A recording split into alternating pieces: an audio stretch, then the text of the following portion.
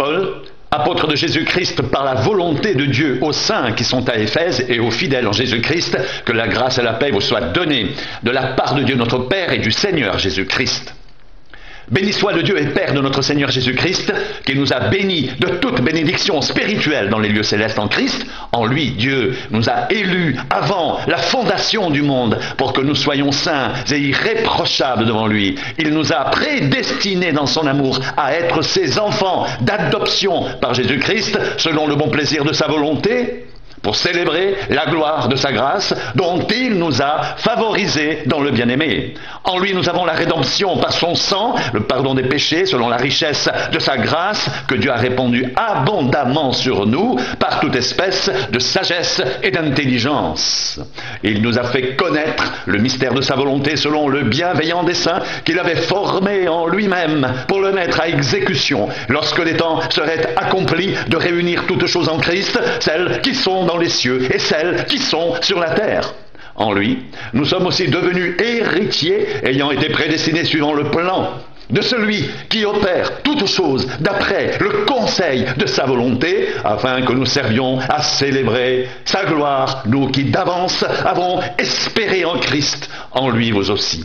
Après avoir entendu la parole de la vérité, l'évangile de votre salut, en lui vous avez cru et vous avez été scellés du Saint-Esprit qui avait été promis, lequel est un gage de notre héritage pour la rédemption de ce que Dieu s'est acquis pour célébrer sa gloire.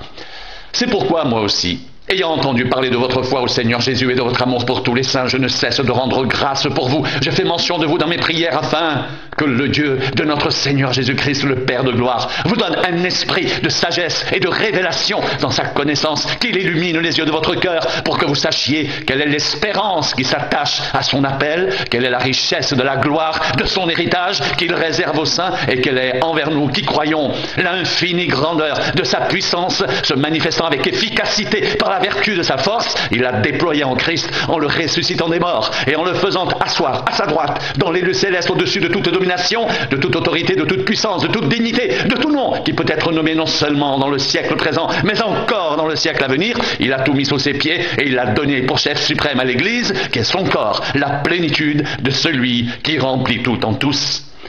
Vous étiez morts par vos offenses et par vos péchés, dans lesquels vous marchiez autrefois, selon le train de ce monde, selon le prince de la puissance de l'air de l'esprit, qui agit maintenant dans les fils de la rébellion. Nous tous aussi, nous étions de leur nombre, et nous vivions autrefois, selon les convoitises de notre chair, accomplissant les volontés de la chair et de nos pensées, et nous étions par nature des enfants de colère comme les autres. Mais Dieu, qui est riche en miséricorde, à cause du grand amour dont il nous a aimés, nous qui étions morts par nos offenses, nous a rendus vivants avec Christ. C'est par grâce que vous êtes sauvés. Il nous a ressuscités ensemble et nous a fait asseoir ensemble dans les lieux célestes en Jésus-Christ, afin de montrer dans les siècles à venir l'infinie richesse de sa grâce par sa bonté envers nous en Jésus-Christ, car c'est par grâce que vous êtes sauvés par le moyen de la foi. Cela ne vient pas de vous, c'est le don de Dieu. Ce n'est point par les œuvres, afin que personne ne se glorifie, car nous sommes son ouvrage ayant été créé en Jésus-Christ pour de bonnes œuvres, que Dieu a préparées d'avance afin que nous les pratiquions. C'est pourquoi vous autrefois païens dans la chair appelés incirconcis, par ceux qu'on appelle circoncis et qui le sont en la chair, par la main de l'homme, souvenez-vous que vous étiez en ce temps-là sans Christ, privés du droit de cité en Israël, étrangers aux alliances de la promesse, sans espérance et sans Dieu dans le monde. Mais maintenant, Jésus-Christ, vous qui étiez jadis éloignés, vous avez été rapprochés par le sang de Christ, car il est notre paix, lui qui des deux n'en a fait qu'un et qui a renversé le mur de séparation, l'inimitié,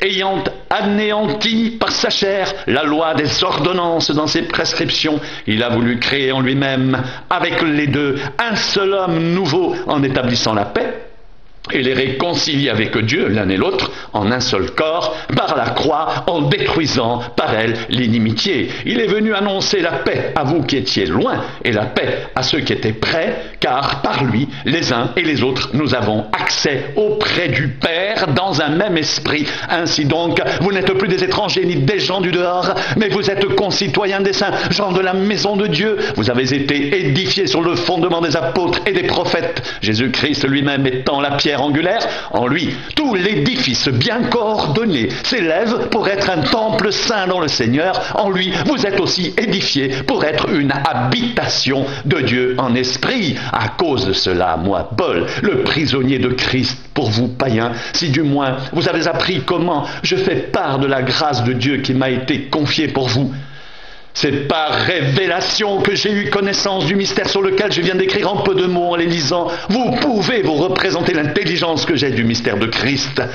Il n'a pas été manifesté aux fils des hommes dans les autres générations, comme il a été révélé maintenant par l'Esprit aux saints apôtres et prophètes de Christ. Ce mystère, c'est que les païens sont co-héritiers, forment un même corps, participent à la même promesse en Jésus-Christ par l'Évangile, dont j'ai été fait ministre selon le don de la grâce de Dieu qui m'a été accordée par l'efficacité de sa puissance à moi, qui suis le moindre de tous les saints. Cette grâce a été accordée d'annoncer aux païens les richesses incompréhensibles de Christ et de mettre en lumière le moyen de faire connaître le mystère caché de toute éternité en Dieu qui a créé toutes choses. C'est pourquoi les dominations et les autorités dans les lieux célestes connaissent aujourd'hui par l'Église la sagesse infiniment variée de Dieu selon le dessein éternel qu'il a mis à exécution par Jésus-Christ notre Seigneur. En lui, nous avons par la foi en lui la liberté de nous approcher de Dieu avec confiance. Aussi, je vous demande de ne pas perdre courage à cause des afflictions que j'endure pour vous, elles sont votre gloire. À cause de cela, je fléchis les genoux devant le Père, de qui toute famille dans les cieux et sur la terre tire son nom, afin qu'il vous donne, selon la richesse de sa gloire, d'être puissamment fortifié par son esprit dans l'homme intérieur, en sorte que Christ habite dans vos cœurs par la foi, étant enraciné et fondé dans l'amour, que vous puissiez comprendre avec tous les saints quelle est la largeur, la longueur, la profondeur et la hauteur, et connaître l'amour de Christ qui surpasse toute connaissance, en sorte que vous soyez remplis jusqu'à toute la plénitude de Dieu. Or, à celui qui peut faire, par la puissance qui agit en nous, infiniment, au-delà de tout ce que nous demandons ou pensons, à lui soit la gloire dans l'Église et en Jésus-Christ, dans toutes les générations, au siècle des siècles. Amen. Je vous exhorte donc, moi le prisonnier dans le Seigneur, à marcher d'une manière digne de la vocation qui vous a été adressée, en toute humilité et douceur, avec patience, vous supportant les uns les autres avec amour, vous efforçant de conserver l'unité de l'esprit par le lien de la paix. Il y a un seul corps et un seul esprit, comme aussi vous avez été appelés à une seule espérance par votre vocation. Il y a un seul Seigneur, une seule foi, un seul baptême, un seul Dieu et Père de tous, qui est au-dessus de tous et parmi tous et en tous. Mais à chacun de nous, la grâce a été donnée selon la mesure du don de Christ. C'est pourquoi il est dit, étant monté dans les hauteurs, il a amené des captifs et il a fait des dons aux hommes. Or, que signifie il est monté, sinon qu'il est aussi descendu dans les régions inférieures de la terre? Celui qui est descendu, c'est le même qui est monté au-dessus de tous les cieux, afin de remplir toutes choses. Et il a donné les uns comme apôtres, les autres comme prophètes, les autres comme évangélistes, les autres comme pasteurs et docteurs, pour le perfectionnement des saints, en vue de l'œuvre du ministère et de l'édification du corps de Christ, jusqu'à ce que nous soyons tous parvenus à l'unité de la foi et de la connaissance du Fils de Dieu, à l'état d'homme fait, à la mesure de la stature parfaite de Christ. Ainsi, nous ne serons plus des enfants flottants et importés à tout vent de doctrine par la tromperie des hommes, par leur ruse dans les moyens de séduction, mais en professant la vérité dans l'amour, nous croîtrons à tous égards en celui qui est le chef Christ. C'est de lui et grâce à tous les liens de son assistance que tout le corps bien coordonné et formant un solide assemblage tire son accroissement selon la force qui convient à chacune de ses parties et s'édifie lui-même dans l'amour. Voici donc ce que je dis et ce que je déclare dans le Seigneur. Vous ne devez plus marcher comme les païens qui marchent selon la vanité de leur pensée. Ils ont l'intelligence obscurcie, ils sont étrangers à la vie de Dieu à cause de l'ignorance qui est en eux, à cause de l'endurcissement de leur cœur. Ayant perdu tout sentiment, ils se sont livrés au dérèglement pour commettre toute espèce d'impureté jointe à la cupidité. Mais vous, ce n'est pas ainsi que vous avez appris Christ, si du moins vous l'avez entendu, et c'est conformément à la vérité qui est en Jésus. C'est en lui que vous avez été instruits à vous dépouiller par rapport à votre vie passée du vieil homme qui se corrompt par les convoitises trompeuses, à être renouvelés dans l'esprit de votre intelligence et à revêtir l'homme nouveau, créé selon Dieu dans une justice et une sainteté que produit la vérité. C'est pourquoi renoncez au mensonge et que chacun de vous parle selon la vérité à son prochain, car nous sommes membres les uns des autres. Si vous vous mettez en colère, ne péchez point, que le soleil ne se couche pas sur votre colère et ne donnez pas accès au diable. Que celui qui dérobait ne dérobe plus, mais plutôt qu'il travaille en faisant de ses mains ce qui est bien, pour avoir de quoi donner à celui qui est dans le besoin. Qu'il ne sorte de votre bouche aucune parole mauvaise, mais s'il y a lieu quelques bonnes paroles, qu'ils servent à l'édification et communiquent une grâce à ceux qui l'entendent. N'attristez pas le Saint-Esprit de Dieu, par lequel vous avez été scellés pour le jour de la rédemption. Que toute amertume, toute animosité, toute colère, toute clameur, toute calomnie, toute espèce de méchanceté disparaissent du milieu de vous. Soyez bons les uns envers les autres, compatissants, vous pardonnant réciproquement, comme Dieu vous a pardonné en Christ. Devenez donc les imitateurs de Dieu, comme des enfants bien-aimés, et marchez dans l'amour, à l'exemple de Christ, qui nous a aimés et qui s'est livré lui-même à Dieu pour nous, comme une offrande et un sacrifice de bonne odeur.